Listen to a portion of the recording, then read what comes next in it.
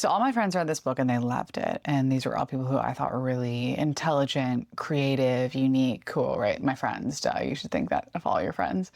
But they all read this book and they liked it and they told me that I wasn't going to like it. And I was a little offended. I was a little hurt because I thought all these people were so smart and they had such great takes on art. And then they told me that I wouldn't like this thing. It made me feel a little bit left out of their club. You know what I mean?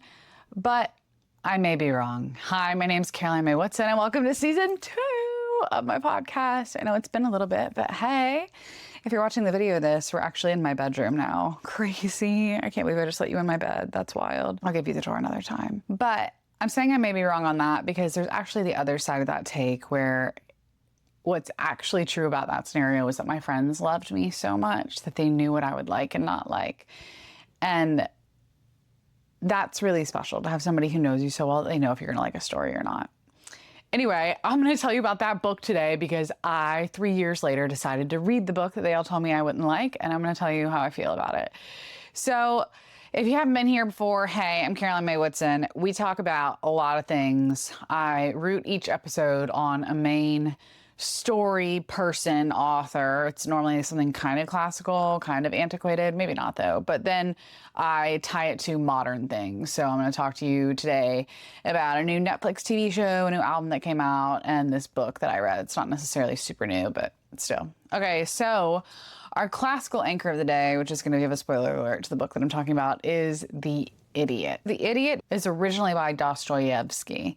And it came out in 1869, and it was a Russian high society book about innocence and morality, and it follows the epileptic Prince Mishkin, and he's a positively good man whose absolute purity and empathy are mistaken for a lack of intelligence by the cynical people who run society, the elites, right? So what you need to know about this guy is that he didn't just write about existential dread, he lived it. Because in 1849, he was arrested for participating in a radical literary discussion group and sentenced to death. Can you imagine? Can you imagine that you're having your, like everybody does, your radical literary discussion group? Let's call that your book club. You're having your monthly book club, right? And then based off some conversation that you guys had at book club, you're getting sentenced to death. A lot of us would be in a lot of trouble right now. Let's just be honest. A lot goes down at book club. But anyway, he's sentenced to death by firing squad. So he was marched out into the freezing cold, tied to a stake, and given his last rites. But at the absolute last second, a messenger galloped on in and had a stay of execution from the Tsar. And it turns out that the whole thing had been a cruel psychological torture. Isn't that crazy? So instead, this is much better, he was sent off to a Siberian labor camp. And that moment is what gave him the hyper vivid appreciation that he poured into the main character of The Idiot. And this is one quote from The Idiot that I think helps give an idea to the speaking voice of the narrator. Do you know, I don't know how one can walk past a tree and not be happy at the sight of it, of speaking to a man and not be happy in loving him. So it just talks about the goodness of that. And that actually is a Russian tradition that I wanted to break down before we get into everything, which is the holy fool. So a holy fool is someone who deliberately, on purpose, gives up worldly status and sanity to act as a moral mirror to society. And now I have to say, the prince in The Idiot isn't acting. He actually is incapable of lying and manipulation, or even, he can't even fathom why someone would be mean to him. He just doesn't get that part of humanity. And so the whole book is bringing that up to say that when society is confronted with sincerity, like pure, true, sincere people, it doesn't worship it. It actually treats it as a deficit, and it's actually mean to people about it, which is true. I think it's so true. I think that a lot of very cynical people are very smart. I'm going to put that out there right now. Some of the smartest people I know. However, I think that naturally good nature gets mistaken for lack of intelligence more so than a cynical nature does, right? If you meet someone who's cynical, you almost assume they've read all the books to learn all those little quips that they have, right? You assume they've seen all the films, so they know the way to act in this scenario. But a good-natured person, I don't think we always view that as a learned thing or a choice or an intellectual pursuit, but it can be. The Holy Fool goes as far back as ancient philosophy. We're talking Socrates here.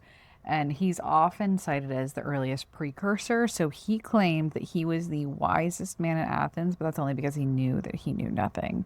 So this is this idea that you know something everyone else doesn't, and so therefore you don't subscribe to society, and that sets you apart. And what this looked like in a practice, like in Eastern Orthodox Christianity, right? There were individuals considered holy fools who they went naked, spoke in riddles, and publicly mocked corrupt rulers. But because they were considered touched by God, authorities generally tolerated them. So even though they're doing all these things that are not normal, these societal absurdities, they were given a pass because they were touched by God, right? They knew something somebody else didn't. But this has become a literary archetype. But this person really becomes the mask for society, right? They don't care if they fit in or not, so they can actually take that mask off and tell you what's underneath. And they're our truth teller because they don't care about social status, they don't care about power.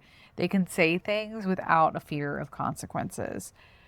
Now, we've already talked about our original book, The Idiot, and how that plays into the Holy Fool. There's often also, you might have seen the Fool card in a tarot deck. Well, one other example is Forrest Gump. So he is a great pop culture example of a Holy Fool. So he's a modern, secular Holy Fool. His manner of seeing the world, right? His goodness, his earnestness, all of that really holds a light, I think, to the cynicism and darkness of the rest of the world. It shows you how weird and crazy we really are and what weird things we do.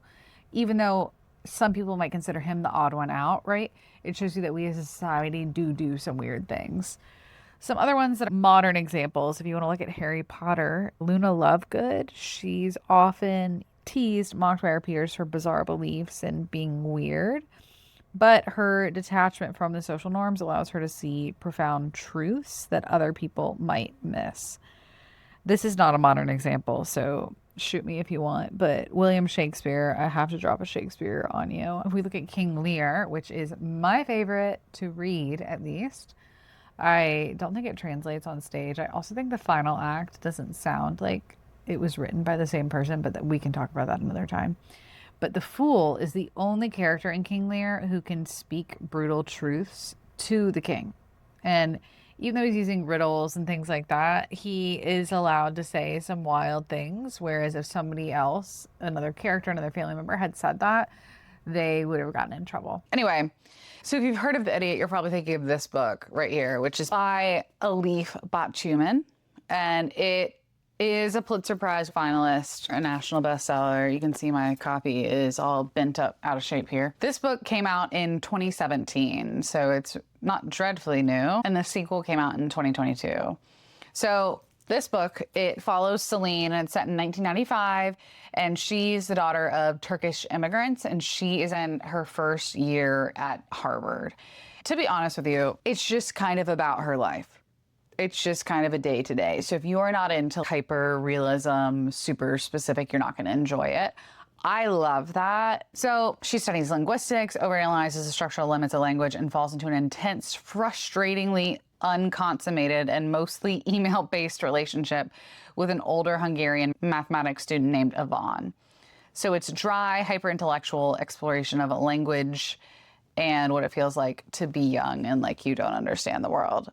If you're a writer, you have to read it because the language and the pursuit of thought, the psychological flow is insane, right? The lines, there's so many good lines in that book. So the reason why these two have the same title is because they're both coming of age stories. One is obviously following the prince and our classical piece, and then obviously there's the American modern day Celine.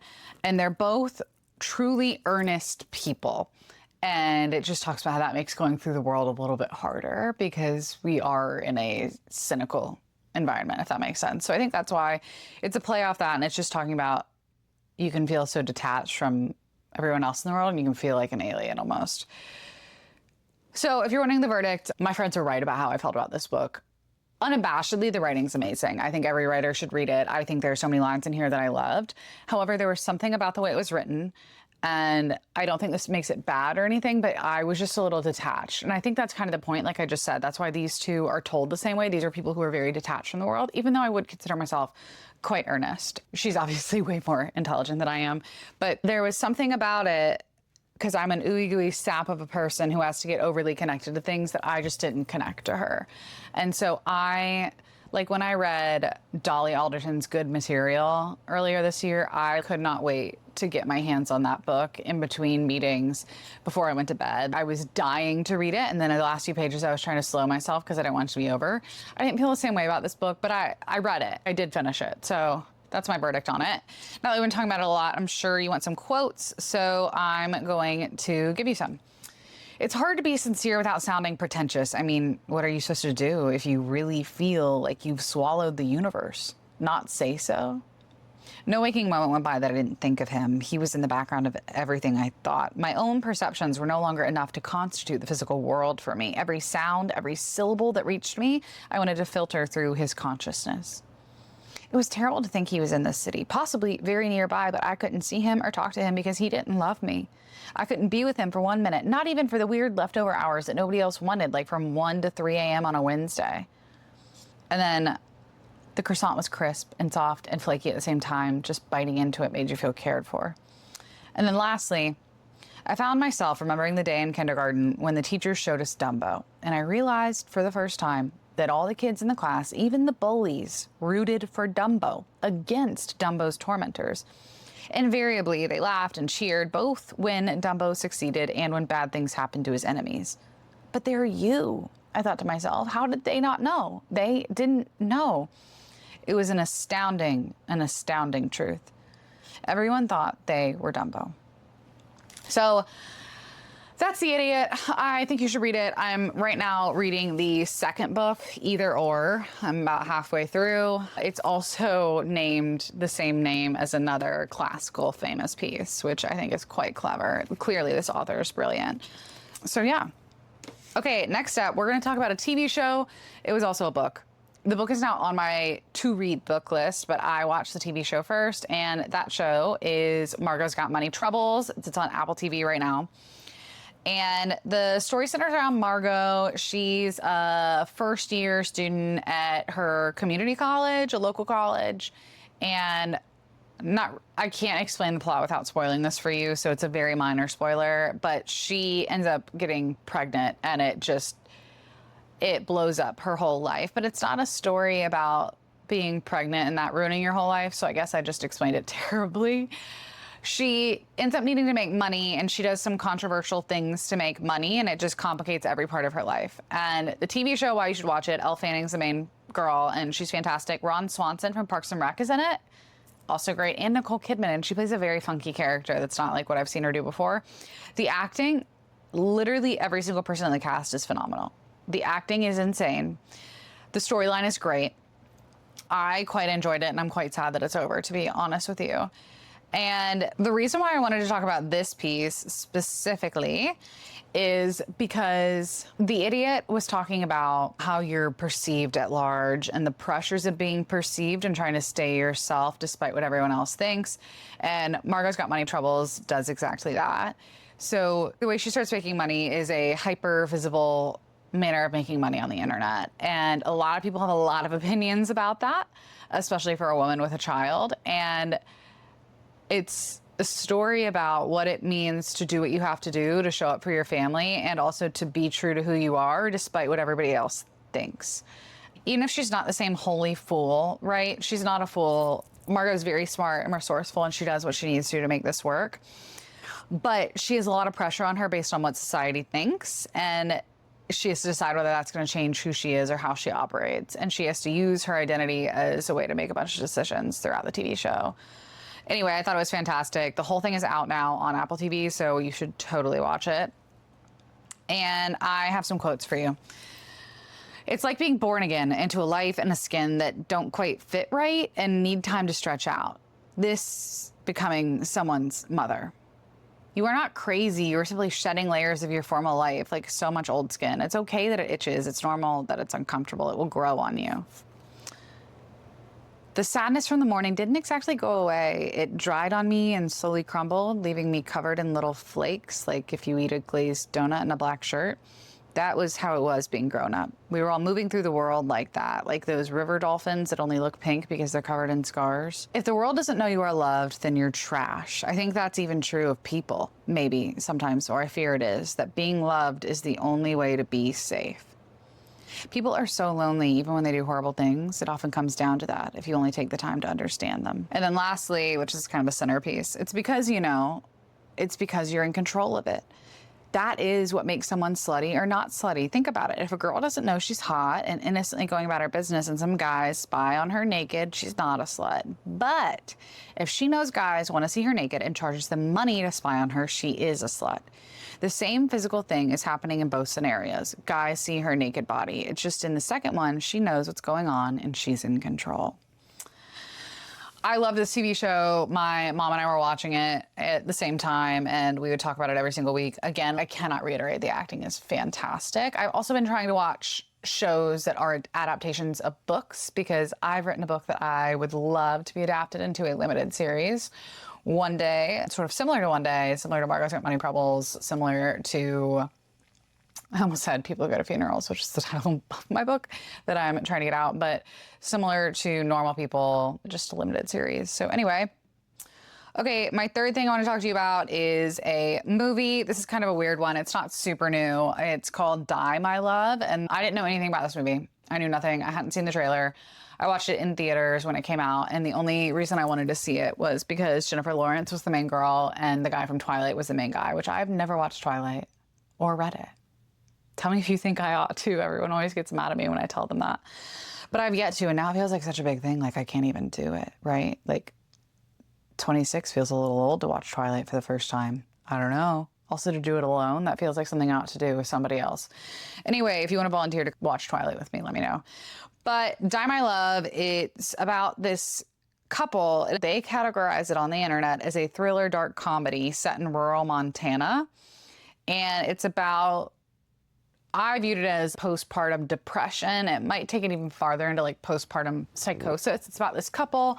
They move out to the country. They're very, very happy. And then they have a baby and they're less happy. And it's about these scary, terrible things that happen, and just, they're both a little weird in what they end up doing and the imaginations you come up with in your mind. I don't think it's a must watch. I think it's an interesting watch, is what I would say. It leaves you feeling uncomfortable, which again might be on purpose. Maybe it's not on purpose. And I think it fits into this sector of deeply psychological inner workings, identity storylines that we're talking about today, because it's basically following Jennifer Lawrence and her psyche facing the world now that she's a pregnant woman. It's almost like she's kind of on her own against everybody else, which is what we saw in the original Idiot, in this The Idiot, and in Margo. It's a bunch of people who are very on their own. They're just themselves, and they figure out how to sort the world, how to see the world when they're the only one like them. So I thought it was interesting. I wanted to talk about it. I wanted to know how you felt about it, because I don't know if I'm the only one who felt that way. I left the theater feeling so weird, but some of my favorite quotes are, "A thing you love is suffering." Can you imagine saying that to somebody? Your baby's crying and you're saying a thing you love is suffering. And then another one is, "Why are you talking? Do you ever think about what you're going to say or why you're speaking? Or do you just open your mouth and just blah, blah, blah, blah, blah? In about 30 seconds, I'll be gone. We don't need to speak." It's very heated. It's very emotional. And I think it does a good job talking about how you can weaponize relationships in potentially a toxic way, you know? But yeah, so Die, My Love is a very interesting psychological piece if you want to get into the mind of somebody who is on their own and what it means to be truly on your own. And I don't have too much to say about that one. I would like to talk to somebody about it, I think. I saw it with a friend, and her and I don't really speak anymore. And we talked about it after, but interesting one. Interesting. Okay, the last thing I want to talk about. Exciting. This is brand new, a lot more fun to talk about. But this is Olivia Rodrigo's new album. And I specifically want to talk about the song The Cure. And the reason why I want to talk about this song is because I heard it the other day and I was like, oh my goodness, if Celine from The Idiot heard this song, it would be her most listened to song of the year. At least that's what I thought at the time. It's very interesting. In the book, she talks about, in The Idiot, about she grew up not really listening to popular music. And so once she could buy a record for herself for the first time, it was a really big deal. And what that means to like obsess over those words and get excited. And she's the kind of girl who has a debilitating crush, almost like in Sense and Sensibility, right? Where it makes you literally heartsick. That is Celine, even though they've only ever emailed, they've never even made out or anything. So anyway, the lyrics that I thought Celine from The Idiot would like from Olivia Rodrigo's new album are this. But my head is full of poison and my heart is full of doubt. I got toxins in my bloodstream. You tried hard to suck them out. And it feels like medication and it's good for me, I'm sure. But it doesn't matter how your love feels anymore. It'll never be the cure. I'm obviously not going to sing for you. I never do that. But you ought to go listen to it. The whole album is quite fun. I think Olivia Rodrigo is not overhyped at all. I know some people give her that rep, but I don't agree. She's someone who's on my list of people I would like to see in concert. Okay, that's kind of the whole shebang. I have a new little thing I want to do with season 2. I want to tell you what I would steal, 1 as a writer, but 2 as a person. So every time I read or watch something, I try and think about what I want to take from that and put into my life. It can also be a warning of what I definitely don't want to do. So sometimes I might steal don'ts. But today, what I want to steal as a writer is from The Idiot, is the dry hyperfixation. I have always preached about universality in the specific, that the more specific you are, people actually understand it better. Like if I say, oh, I love to eat a sandwich, sure, most people like a sandwich, right? But if I say, oh my goodness, I love to get a 6-foot Italian sub from Wawa and I want to get their meatballs and the Parmesan, and if I start describing whatever it is, it's a lot more tangible and even more relatable, even though it's more specific, which you might get afraid you're alienating somebody, but you're really not. And I think she does that so well in The Idiot. I love multimedia. So the fact that she has emails in there and we can read all these different textures, I think that's also beautiful. Now, as a person, I love the idea of the holy fool. I do. I love the idea that good people are quite intellectual and that being good is a choice. I think, especially in modern media, we have complex characters, which I like a complex character. I'm not saying that's wrong, but I think it used to be in older stories, the good guy and the bad guy. And the good guy is kind of one-dimensional. We would say that now. But I think we've also turned it into nobody's really the good guy anymore. And that's sad because there is good in the world. We can be good. We can choose it every day. And I try and do that. But I may be wrong. My name is Caroline May Woodson. Thank you so much for listening. This is the start of season 2 of my podcast. If you want to go back, I have a whole other season from last year. Okay. See you soon.